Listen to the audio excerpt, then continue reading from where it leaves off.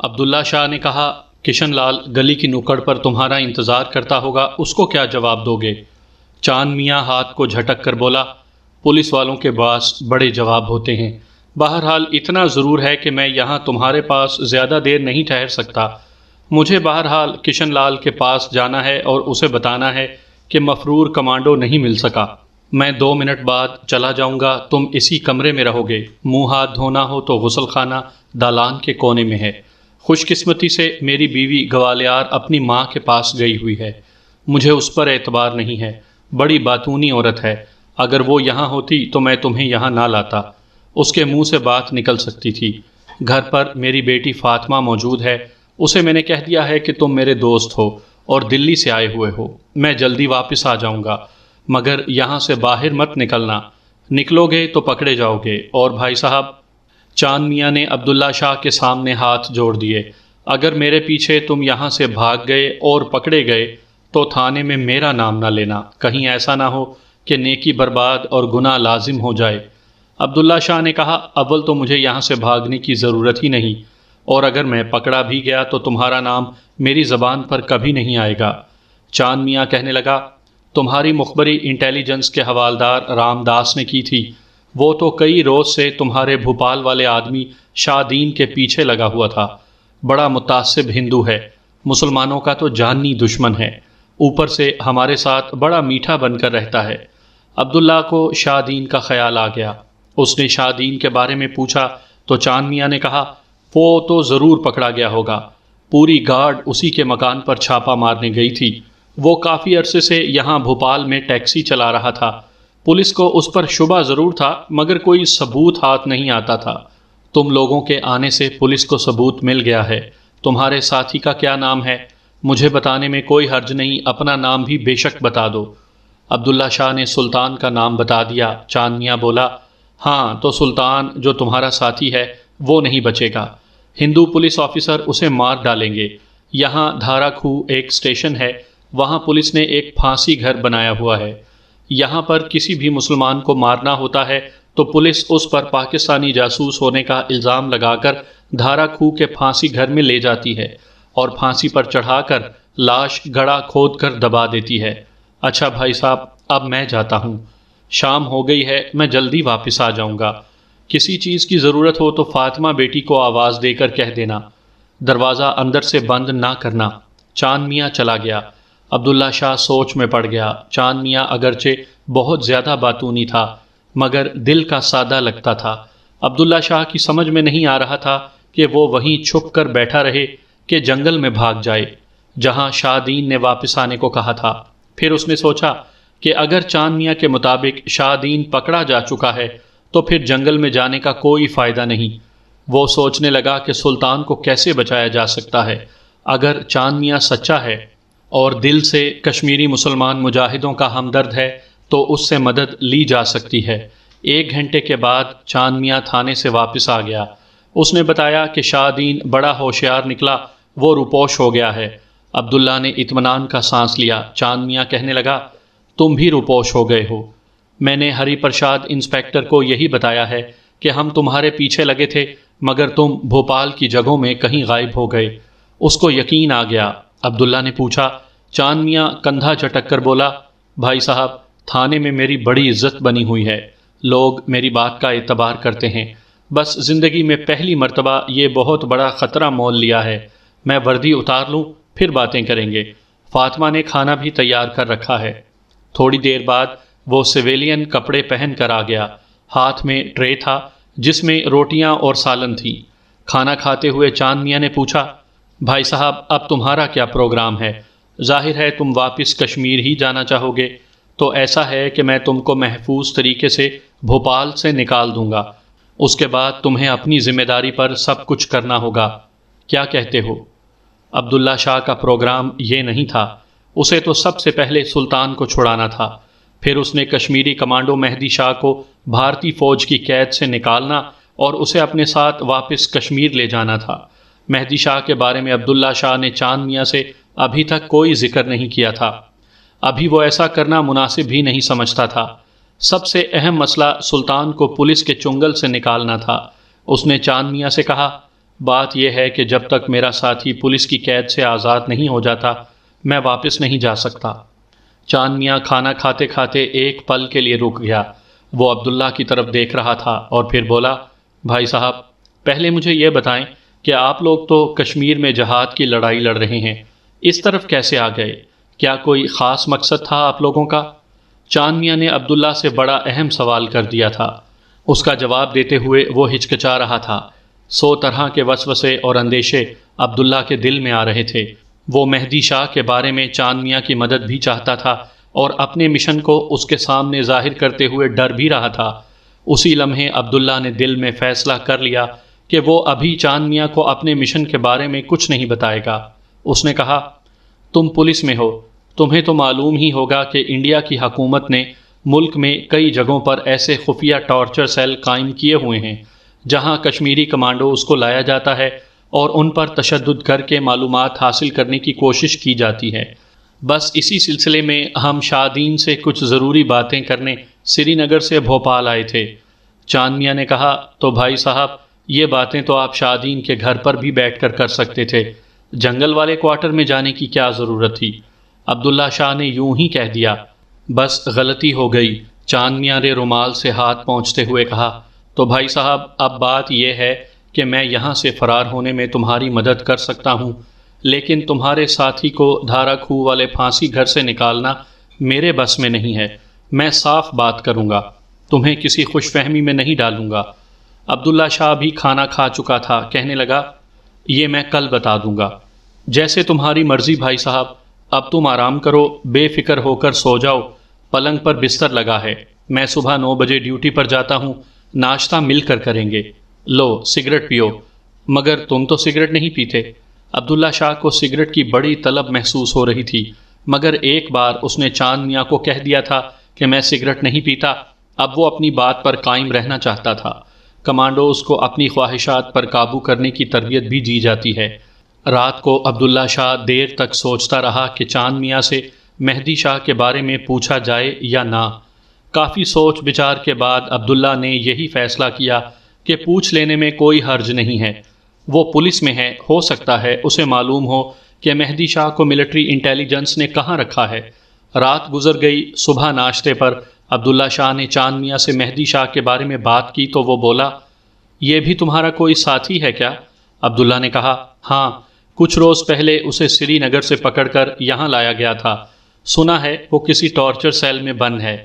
اپنی پولیس پکڑ کر لائی تھی اسے کیا؟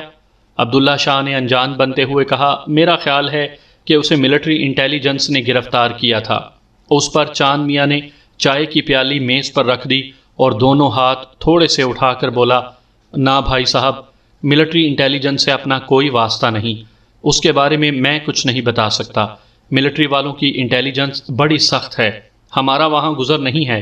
تمہارے ساتھی سلطان کا میں نے پتہ کروا لیا ہے، وہ دھارا کھو والے کوارٹروں میں ہی ہے، مگر ابھی تک اس سے پوچھ گچھ ہو رہی ہے۔ اسے پھانسی نہیں دی گئی، 2-3 دن میں اسے پھانسی لگ جائے گی۔ ان کوارٹروں میں جو کشمیری مجاہد لے جایا گیا، پھر اس کی لاش بھی باہر نہیں آ سکی۔ مجھے اس کا بڑا دکھ ہے، مگر میں کچھ نہیں کر سکتا بھائی صاحب، بس میں جو کچھ کر سکا ہوں یہی کر سکتا تھا۔ اب ایسا ہے کہ تم یہاں سے واپس کشمیر جانے کے لیے تیار ہو جاؤ، تمہارا یہاں پر زیادہ دیر رہنا بھی ٹھیک نہیں، مخبری ہو سکتی ہے۔ میں نے ایک آدمی سے بات کر لی ہے، وہ تمہیں آج رات یہاں سے اپنی ویگن میں بٹھا کر لے جائے گا، بھوپال سے وہ تمہیں نکال دے گا، آگے کا بندوبست تمہیں خود کرنا ہوگا۔ لیکن عبداللہ شاہ سلطان اور مہدی شاہ کے بغیر نہیں جا سکتا تھا۔ جب اس نے چاند میاں کے آگے اپنی اس مجبوری کا اظہار کیا تو وہ ہاتھ جوڑ کر کہنے لگا، بھائی صاحب، اگر یہ بات ہے تو پھر آپ کو کسی دوسری جگہ ٹھکانہ بنانا ہوگا۔ تمہارے ساتھ ایک مسلمان ہونے کی حیثیت سے میں جتنی نیکی کر سکتا تھا میں نے کر دی ہے، اس کے آگے میرے میں ہمت نہیں ہے۔ عبداللہ شاہ نے چاند میاں کا شکریہ ادا کیا اور کہا کہ وہ کم از کم مہدی شاہ کا اتنا پتہ کروا دے کہ فوجیوں نے اسے کہاں قید کیا ہوا ہے۔ چاند میاں سوچنے لگا، پھر بولا، ٹھیک ہے بھائی صاحب، میں اپنے اثر و رسوخ سے کھوج لگانے کی کوشش کروں گا، جتنا کچھ مجھے معلوم ہوا میں تمہیں بتا دوں گا، تم آج بھی میرے مکان میں ہی رہو گے۔ چاند میاں پولیس اسٹیشن پر اپنی ڈیوٹی پر چلا گیا۔ عبداللہ شاہ سارا دن کمرے میں پڑا رہا۔ فاطمہ بیٹی نے 2 بار اسے چائے بنا کر دی۔ سورج غروب ہوتے ہی چاند میاں گھر آ گیا، سیدھا اوپر عبداللہ شاہ کے پاس آیا اور بولا، بھائی صاحب، آپ کا جو مہدی شاہ ہے وہ تو پولیس کے ریکارڈ کے مطابق بڑا زبردست کشمیری مجاہد ہے، بس سمجھ لیں کہ میں نے بڑی مشکل سے اس کا کھوج لگایا ہے۔ عبداللہ شاہ نے پوچھا، وہ کہاں پر ہے؟ چاند میاں کرسی پر بیٹھ گیا، بھائی صاحب، مہدی شاہ کو فوج نے رانی پور والے فوجی گیریزن میں رکھا ہوا ہے، وہاں تو چڑی بھی پر نہیں مار سکتی، تم اسے وہاں سے کیسے نکالو گے؟ عبداللہ شاہ نے پوچھا، یہ جگہ کہاں پر ہے؟ یہاں سے کچھ دور پہاڑی ٹیلوں کے درمیان ہے، بڑا سخت پہرا لگا ہوتا ہے، اس طرف دریا بہتا ہے۔ بھائی صاحب، اس معاملے میں خواہش کے باوجود میں تمہاری کوئی مدد نہیں کر سکتا۔ عبداللہ شاہ چپ ہو گیا، پھر کہنے لگا، تم کسی طرح مجھے دھارا کھو والے ریلوے کوارٹروں کے پاس پہنچا دو، میں سب سے پہلے اپنے ساتھی سلطان کو بچانا چاہتا ہوں، سلطان میرے ساتھ ہوگا تو ہم بہت کچھ کر سکیں گے، وہ اس سارے علاقے سے واقف ہے۔ چاند میاں بولا، بھائی صاحب، پھر تو تمہارے لیے یہی بہتر ہے کہ اسی جنگل والے کوارٹر میں چلے جاؤ، وہاں سے دھارا کھو والے ریلوے کوارٹر 1 فرلانگ کے فاصلے پر ہی ہیں، میں تمہیں آج رات وہاں پہنچائے دیتا ہوں، کیا خیال ہے؟ عبداللہ شاہ خود وہاں سے نکل جانا چاہتا تھا، اس نے کہا، مگر میرے پاس کوئی اسلحہ نہیں ہے۔ چاند میاں کہنے لگا، اسلحہ پیدا کرنا بڑا مشکل ہے، تمہارا ریوالور مال خانے میں جمع ہو گیا ہے، میں اپنی رائفل تمہیں دے نہیں سکتا، میرے گھر میں جو سبزی کاٹنے والی چھری ہے وہ لے جاؤ۔ عبداللہ شاہ کہنے لگا، نہیں چاند میاں، اس کی ضرورت نہیں، تم مجھے جنگل والے کوارٹر میں پہنچا دو، باقی میں سنبھال لوں گا۔ چاند میاں کے ساتھ مل کر عبداللہ نے رات کا کھانا کھایا، پھر تھوڑی دیر آرام کیا۔ جب رات کافی گزر گئی تو چاند میاں نے عبداللہ شاہ کو ساتھ لیا اور جنگل کی سمت چل پڑا۔ وہ کانسٹیبل کی وردی میں تھا، رائفل بھی اس کے پاس تھی، کسی نے اس پر شک نہ کیا۔ عبداللہ شاہ کو اس نے اپنے پیچھے کچھ فاصلے پر رکھا تھا، جنگل والا کوارٹر وہاں سے زیادہ دور بھی نہیں تھا، ایک میدان بیچ میں تھا، پھر پکی سڑک آ جاتی تھی، اس کے پاس نیم پہاڑی علاقہ تھا جو رات کے اندھیرے میں ڈوبا ہوا تھا، چاند میاں کا یہ جانا پہچانا علاقہ تھا۔ وہ عبداللہ شاہ کو ایک جگہ لے آیا اور درخت کے نیچے کھڑے ہو کر سامنے نشیب میں اشارہ کر کے کہنے لگا، بھائی صاحب، وہ سامنے کوارٹر ہے، مجھے معاف کر دینا، میں اس سے زیادہ تمہاری مدد نہیں کر سکتا، مجبور ہوں، بیٹی کا باپ ہوں، یہاں پہلے ہی ہندوؤں نے مسلمانوں کا جینا حرام کر رکھا ہے۔ عبداللہ شاہ نے چاند میاں کو گلے لگا لیا، میرے بھائی، تم نے وہ کام کیا ہے کہ جو شاید کوئی دوسرا نہ کر سکتا، میں تمہارا احسان ہمیشہ یاد رکھوں گا۔ چاند میاں نے فوراً کہا، نہیں نہیں بھائی صاحب، یہ کوئی احسان نہیں ہے، یہ تو ایک مسلمان نے دوسرے مسلمان بھائی کی مدد کی ہے، جو اس کا فرض تھا۔ اچھا بھائی صاحب، السلام علیکم۔ یہ کہہ کر چاند میاں واپس مڑا اور رات کے اندھیرے میں غائب ہو گیا۔ عبداللہ شاہ چاند میاں کے گھر سے نکل کر جنگل کے کوارٹر میں آ تو گیا تھا، مگر اس کی سمجھ میں نہیں آ رہا تھا کہ وہ سلطان کو دھارا کھو کے ریلوے کوارٹر سے کیسے نکال سکے گا۔ اس کے پاس کوئی اسلحہ وغیرہ بھی نہیں تھا، علاقے سے بھی وہ ناواقف تھا، مگر چاند میاں کے گھر میں وہ بیکار پڑا رہنا نہیں چاہتا تھا۔ رات گزر گئی، دن کی روشنی پھیلی تو عبداللہ شاہ نے کوارٹر سے باہر آ کر ماحول کا جائزہ لیا۔ ایک خطرہ یہ بھی تھا کہ پولیس اس کی تلاش میں ہے، ہو سکتا ہے کہ اس طرف بھی اسے تلاش کرتی نکل آئے۔ وہ دھارا کھو کے ریلوے کوارٹروں کی نشاندہی بھی کرنا چاہتا تھا۔ تھوڑی دیر تک وہ ایک درخت کی اوٹ میں بیٹھا گرد و پیش پر نظریں دوڑاتا رہا، پھر اٹھا اور دھارا کھو کے کوارٹروں کی طرف چلنے لگا۔ یہ سارا راستہ چاند میاں نے اسے سمجھا دیا تھا۔ وہ بڑی احتیاط سے دائیں بائیں دیکھتا جھاڑیوں اور درختوں میں چل دیا تھا۔ آگے چڑھائی تھی، چاند میاں نے بتایا تھا کہ چڑھائی چڑھنے کے بعد بائیں جانب دھارا کھو کے اسٹیشن کا سگنل نظر آئے گا، اس طرف نہیں جانا بلکہ سیدھا چلنا ہے، آگے ریلوے لائن پار کرنی ہے اور پھر بائیں جانب مڑ جانا ہے، اس کے بعد کوارٹروں کی چھتیں نظر آئیں گی۔ عبداللہ شاہ چڑھائی چڑھ گیا، بائیں جانب دیکھا تو کچھ فاصلے پر ریلوے سگنل نظر آیا۔ وہ آگے بڑھا، چند قدم چلنے کے بعد ریلوے لائن آ گئی، اس نے ریلوے لائن پار کی اور بائیں جانب مڑ گیا۔ کوئی 100 قدم چلا ہوگا کہ بائیں طرف ذرا نشیب میں اسے ریلوے کوارٹر نظر آنے لگے، وہاں ویرانی چھائی ہوئی تھی۔ یہ ریلوے کوارٹر ویسے بھی خالی رہتے تھے، اب وہاں پولیس نے قبضہ کر رکھا تھا اور خطرناک مجرموں کو پوچھ گچھ کے واسطے وہاں لایا جاتا تھا۔ عبداللہ بیٹھ گیا۔ اس کی نظریں ریلوے کوارٹروں پر جمی ہوئی تھیں۔ اسے ایک دو سپاہی بھی نظر آئے۔ یہاں رات کے وقت ہی کوئی کمانڈو ایکشن کیا جا سکتا تھا۔ اس نے ساری جگہ کو اپنے ذہن میں اچھی طرح سے بٹھا لیا، کیونکہ اس کو رات کے اندھیرے میں وہاں آنا تھا۔ وہ جس طرف سے آیا تھا اسی راستے سے چلتا واپس کوارٹر میں آ گیا۔ کوارٹر میں بیٹھنے کے بجائے وہ باہر کچھ فاصلوں پر درختوں کے نیچے چھپ کر بیٹھ گیا۔ تھوڑی دیر بعد اسے بھوک محسوس ہوئی۔ اس کی جیب میں کچھ روپے موجود تھے، مگر وہ کھانے پینے کے لیے شہر کا رخ نہیں کر سکتا تھا۔ چپ چاپ بیٹھا رہا۔ دن کافی چڑھ آیا تھا۔ دھوپ درختوں سے چھن چھن کر جھاڑیوں اور گھاس پر آ رہی تھی۔ موسم خوشگوار تھا۔ وہاں خاموشی چھائی تھی۔ اچانک عبداللہ کو محسوس ہوا جیسے کوئی جھاڑیوں میں سے گزرتا چلا آ رہا ہے۔ وہ وہیں اوندھا ہو کر لیٹ گیا اور جس طرف سے آواز آئی تھی اس طرف دیکھنے لگا۔ اس نے اپنے سامنے جھاڑیوں کو ذرا سا ہٹا رکھا تھا۔ اس نے ایک لڑکی کو دیکھا، نیلی چادر سے منہ سر ڈھانپے، ہاتھ میں تھیلا اٹھائے چلی آ رہی ہے۔ اس کا رخ جنگل والے ویران کوارٹر کی طرف تھا۔ لڑکی ذرا آگے آئی تو عبداللہ نے اسے پہچان لیا۔ یہ چاند میاں کی بیٹی فاطمہ تھی۔ وہ بڑا حیران ہوا کہ یہ یہاں کیا کرنے آئی ہے۔ لڑکی خالی کوارٹر کے پاس آ کر رک گئی اور ادھر ادھر دیکھنے لگی، پھر وہیں بیٹھ گئی۔ عبداللہ شاہ جھاڑیوں میں سے نکل آیا۔ اس نے فاطمہ کو آہستہ سے آواز دی۔ فاطمہ نے مڑ کر عبداللہ شاہ کو دیکھا اور اٹھ کر اس کے پاس آ گئی۔ عبداللہ نے اسے اپنے پاس بٹھا لیا۔ بیٹے کیسے آئی ہو؟ فاطمہ نے تھیلا آگے کر کے کہا۔ ابا نے کھانا بھیجا ہے اور یہ 100 روپے بھی۔ ابا نے کہا تھا کہ یہ آپ کے کام آئیں گے۔ میں جاتی ہوں۔ ابا نے کہا تھا وہاں 1 منٹ بھی نہ رکنا۔ فاطمہ اٹھی اور تیز تیز قدموں سے واپس چل پڑی۔ عبداللہ شاہ کے ہاتھ میں 100 روپے کا انڈین نوٹ تھا۔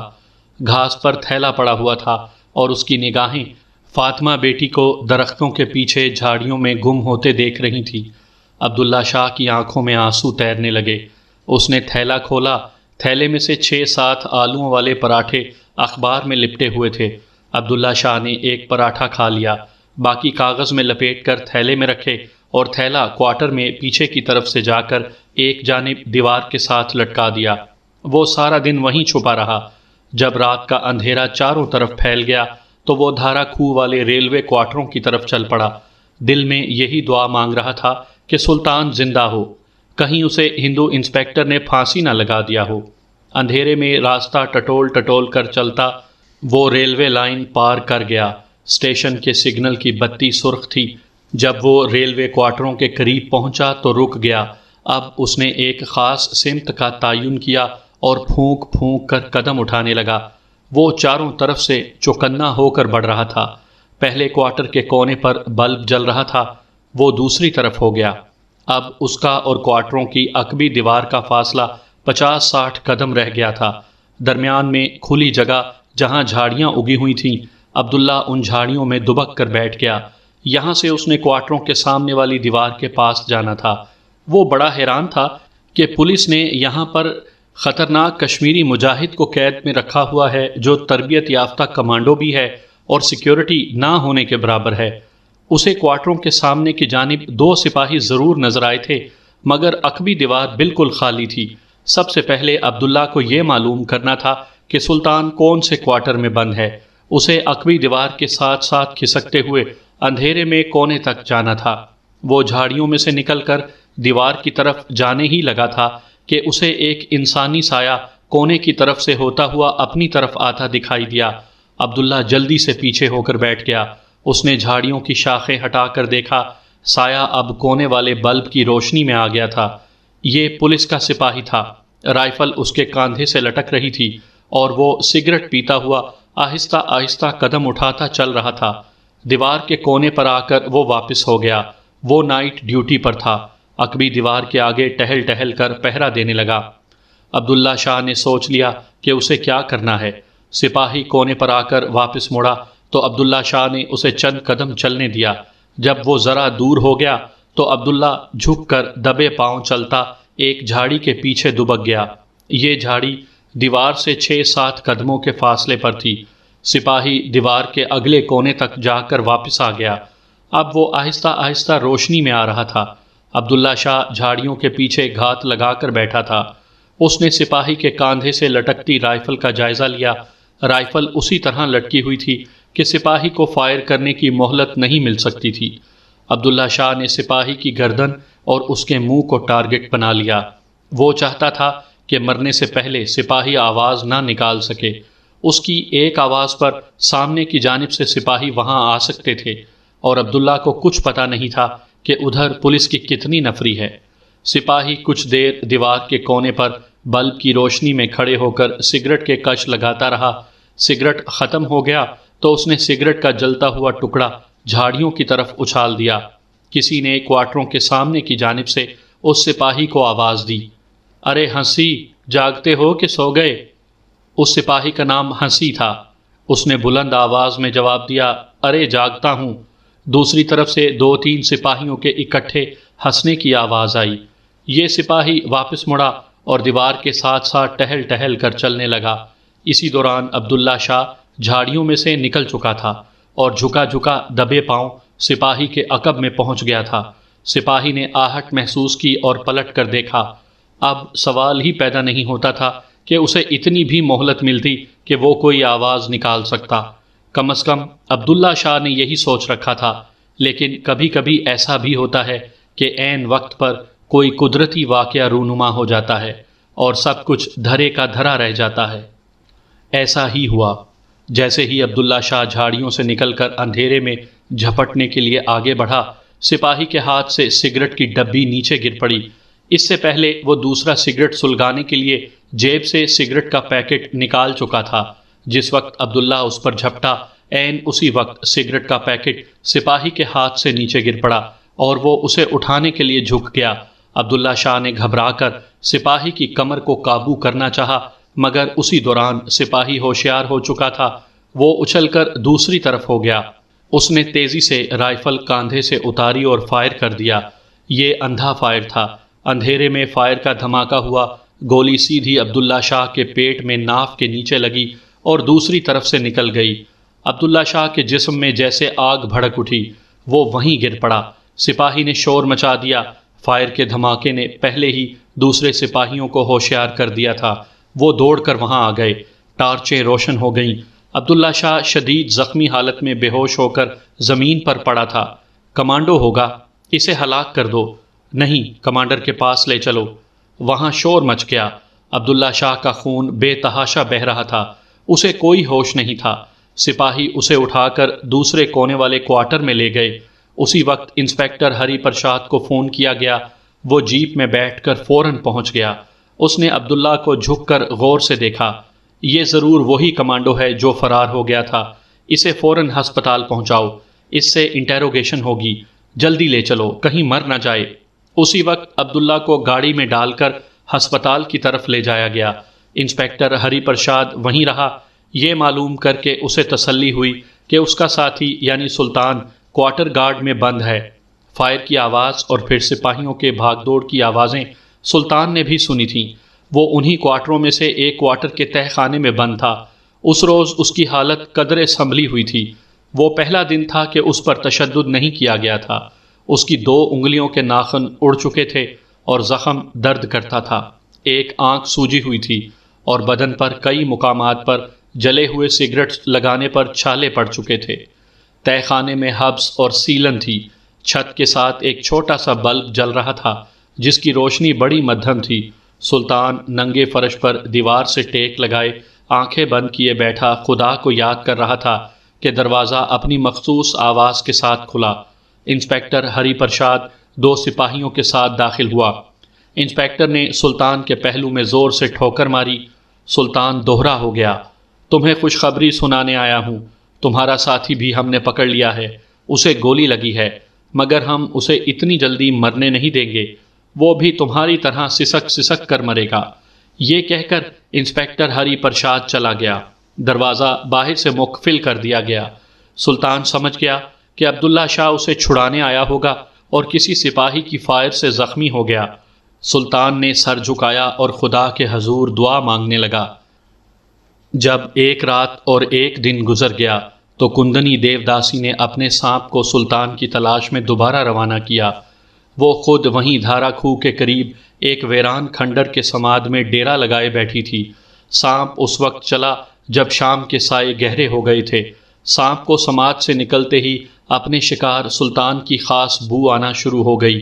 وہ اس بو کا تعاقب کرتا نیم جنگلی علاقے میں پتھروں، جھاڑیوں اور چھوٹی چھوٹی کھڈوں میں سے گزرتا آگے ہی آگے رینگتا چلا گیا۔ اس نے بھوپال جھانسی ریلوے لائن پار کی تو سلطان کی بو تیز ہو گئی۔ بو دھارا کھو اسٹیشن کے کوارٹروں کی طرف سے آ رہی تھی۔ سانپ نشیب میں اتر گیا۔ جوں جوں آگے بڑھ رہا تھا بو تیز ہو رہی تھی۔ وہ ریلوے کوارٹروں کی عقبی دیوار تک پہنچ گیا۔ اس وقت سلطان تہہ خانے میں نیم بے ہوشی کی حالت میں ننگے فرش پر اوندھا پڑا تھا۔ دوپہر تک اس پر تشدد ہوتا رہا تھا۔ اسے طرح طرح کی اذیتیں دی جاتی رہی تھیں، مگر اس نے اپنی زبان نہیں کھولی تھی۔ سانپ دروازے کی درز میں سے اندر آ چکا تھا۔ بجلی کی کمزور دھندلی روشنی میں سانپ نے اپنے شکار کو فرش پر اوندھے پڑے دیکھا۔ وہ ایک طرف سے رینگتا ہوا آیا اور سلطان کی پنڈلی کے پاس رک گیا۔ اچانک سلطان کو ایسے لگا جیسے کسی چیز نے اسے کاٹا ہے۔ اس نے اپنا ہاتھ پنڈلی پر پھیرا۔ وہ سانپ کے دانتوں کے نشان محسوس نہ کر سکا۔ اسے ہلکا ہلکا درد ضرور ہو رہا تھا۔ وہ اٹھ بیٹھا اور غور سے پنڈلی کو دیکھنے لگا۔ پنڈلی پر ساتھ ساتھ بنے ہوئے چھوٹے چھوٹے دو نشانات تھے، جیسے انجیکشن لگنے کے بعد کھال پر نشان پڑ جاتے ہیں۔ اس کے بدن میں سنسنی دوڑ گئی۔ اس نے جلدی سے اٹھ کر فرش کا جائزہ لیا، مگر سانپ اسے ڈس کر واپس جا چکا تھا۔ سلطان کو یقین تھا کہ اسے سانپ نے ڈسا ہے۔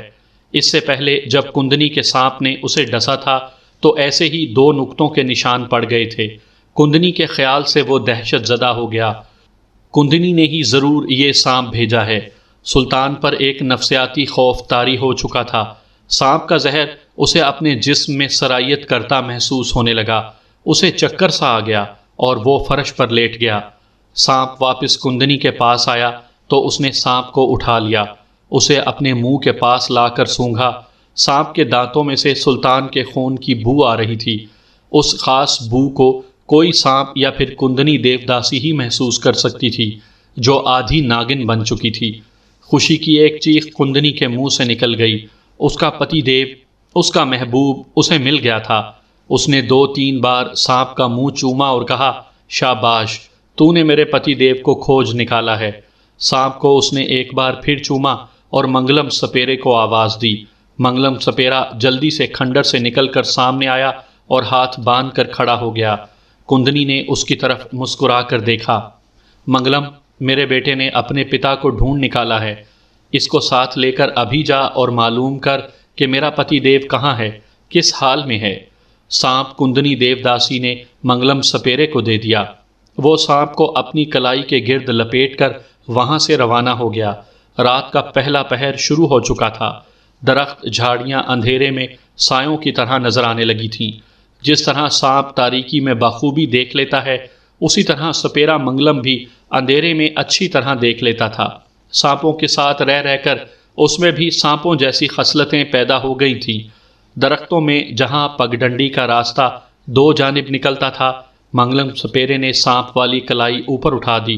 سانپ نے جس طرف گردن پھیر کر پھونکار ماری، سپیرا منگلم اسی طرف چل پڑا۔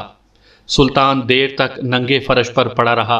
اسے یقین تھا کہ سانپ نے اس کی پنڈلی پر ڈس لیا ہے، مگر اب تک اس پر زہر کا اثر کیوں نہیں ہوا؟ اس نے اپنے ہاتھوں کو دیکھا، 2-3 لمبے لمبے سانس لیے، سب کچھ نارمل تھا۔ سانپ کے زہر کا معمولی سا اثر بھی ظاہر نہیں ہوا تھا۔ اس نے پنڈلی کو دیکھا جہاں سانپ نے کاٹا تھا۔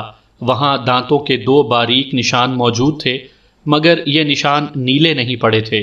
وہ نہیں جانتا تھا کہ کندنی نے سانپ کا زہر نکال دیا تھا۔ کندنی دیوداسی کی طرف تو سلطان کا خیال بھی نہ گیا۔ وہ یہی سمجھا کہ اسے کسی ایسے سانپ نے کاٹا ہے جو زہریلا نہیں تھا۔ سپیرا منگلم سانپ کی رہنمائی میں چلتا گیا۔ اس کالے سیاہ مدراسی سپیرے کی سرخ آنکھیں سانپ کی طرح اندھیرے میں سب کچھ دیکھ رہی تھی۔ سانپ گردن اٹھائے اس کی کلائی سے لپٹا ہوا تھا۔ اس کی گردن اٹھی ہوئی تھی۔ جس طرف وہ گردن گھما کر پھونکار مارتا تھا، سپیرا منگلم اسی طرف رخ پھیر لیتا تھا۔ چلتے چلتے وہ ریلوے لائن کراس کر گیا۔ اس کے سامنے دھارا کھو کے ریلوے کوارٹر تھے، جس کی عقبی دیوار شروع رات کے اندھیرے میں اور کونے والے بلب کی روشنی میں کہیں صاف اور کہیں دھندلی دکھائی دیتی تھی۔ منگلم نشیب کی جھاڑیوں میں سے گزرتا کوارٹروں کے پاس آ گیا۔ شکل و صورت سے وہ ایک مسکین سپیرا لگتا تھا، سانپ اس کی کلائی سے لپٹا تھا، رنگ ادھر کے لوگوں کی طرح کالا سیاہ تھا، زبان بھی وہ ادھر ہی کی بولتا تھا، ٹوٹی پھوٹی اردو میں بھی بات کر لیا کرتا تھا۔ سانپ پھنکار پھنکار کر کوارٹروں کی طرف اشارہ کر رہا تھا۔